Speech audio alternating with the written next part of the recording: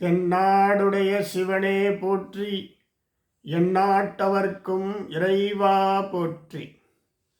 திருவாசகத்தில் ஆசைப்பத்திலிருந்து ஓர் பாடல். கையாள் தொழுது நின் கழல் சேவடிகள் கழுமத்தழுவிக் கொண்டு எய்யாது என் தன் தலைமேல் வைத்து எம்பெருமான் பெருமான் என்று ஐயாய் எந்தன் வாயால் அரற்றி அழல் சேர் மெழுகு ஒப்ப ஐயாற்று அரசே ஆசைப்பட்டேன் கண்டாய் அம்மானே. மாணிக்கவாசகருடைய ஆசை. அழல் சேர் மெழுகு ஒப்ப ஐயாற்று அரசே ஆசைப்பட்டேன். திருவையாறில் வீற்றிருக்கின்ற ஐயாரப்பனே சிவபெருமானே, நான் ஆசைப்பட்டேன். என்ன ஆசை? அழல் சேர் மெழுகு ஒப்ப என்பது ஆசை. அழல் நெருப்பு, மெழுகு இந்த இடத்திலே மெழுகுவர்த்தியாக எடுத்துக்கொள்கிறோம்.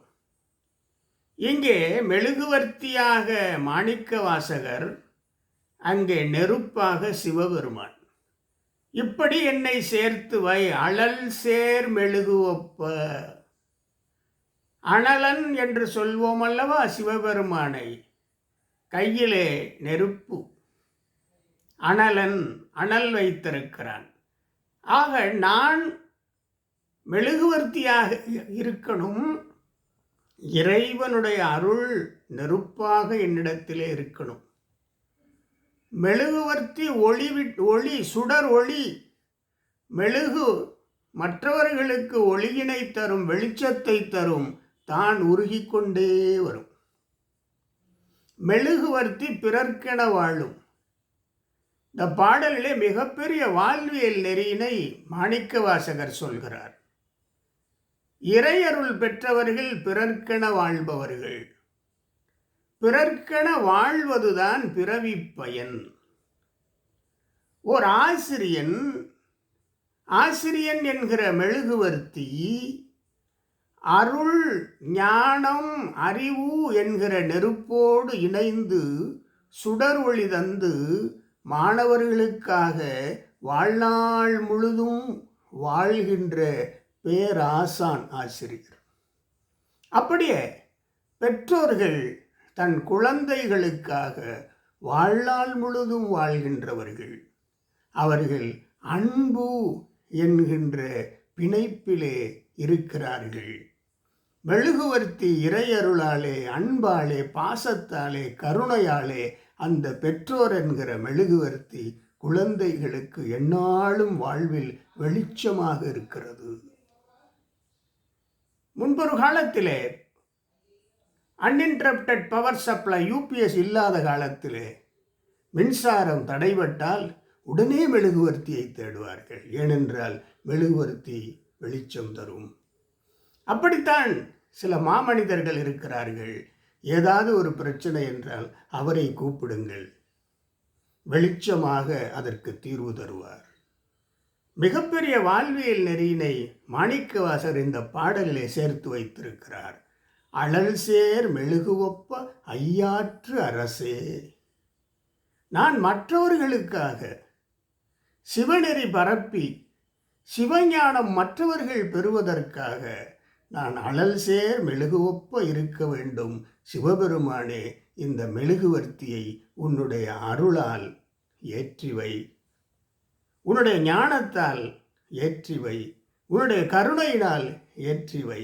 மெழுகுவர்த்தி பலருக்கு வெளிச்சம் கொடுக்கட்டும். சேவை. மிக அருமையான பாடல், மிக அருமையான வாழ்வியல் நெறி. அதை எப்படி சொல்லுகிறார்? கையாள் தொழுது உன் கழல் சேவடிகள் கழுமத் தழுவிக்கொண்டு எய்யாது விடாது. கையாலே உன்னுடைய திருவடிகளை இறுக பற்றி கொண்டு விடாது என் தலைமேல் வைத்து உன்னுடைய திருவடிகளை என்னுடைய தலைமேல் வைத்து எம்பெருமான் எம்பெருமான் என்று வாயால் அரற்றி ஊரெங்கும் சொல்லி உலகெங்கும் சொல்லி வாயால் அரற்றி ஐயாற்ற அரசே ஆசைப்பட்டேன். என்ன ஆசைப்பட்டேன்? அழல் சேர் மெழுகுவொப்ப ஆசைப்பட்டேன். இங்கே அழல் இறைவன் சிவபெருமான், அனலன். அழல் சேர் மெழுகு இங்கே மாணிக்க வாசகர். எப்படிப்பட்ட ஆசை பார்த்தீர்களா? தனக்கென கேட்கவில்லை. இறையருள் இந்த மெழுகுவர்த்தியின் மீது சேருகிற பொழுது, படுகிற பொழுது மெழுகுவர்த்தி சுடரொளி தருகிறது. அந்த சுடர் ஒளியில் பிறருக்காக சிவநெறியை தரலாம். அந்த அருளிலேதான் திருவாசகத்தை படைத்திருக்கிறார். அழல் சேர் மெழுகுவொப்ப ஐயாற்று அரசே என்றும் இருக்கிற மாதிரி ஒரு வாழ்வியல் நெறி, ஒரு சிவநெறி, சைவ சித்தாந்தத்திற்கு முத்தாய்ப்பாக மாணிக்க வாசகர் அருளி செய்திருக்கிற திருவாசகம். இதான் அழல் சேர் மெழுகுவொப்ப. அழல் சேர் மெழுகுவொப்ப இருக்கின்ற ஞானிகளெல்லாம், மனிதர்களெல்லாம், மாணவர்களெல்லாம் உலகம் போற்ற வாழ்வார்கள் என்பது இந்த பாடலிலிருந்து நாம் புரிந்து கொள்ளுகிறோம். தென்னாடுடைய சிவனே போற்றி, எந்நாட்டவர்க்கும் இறைவா போற்றி.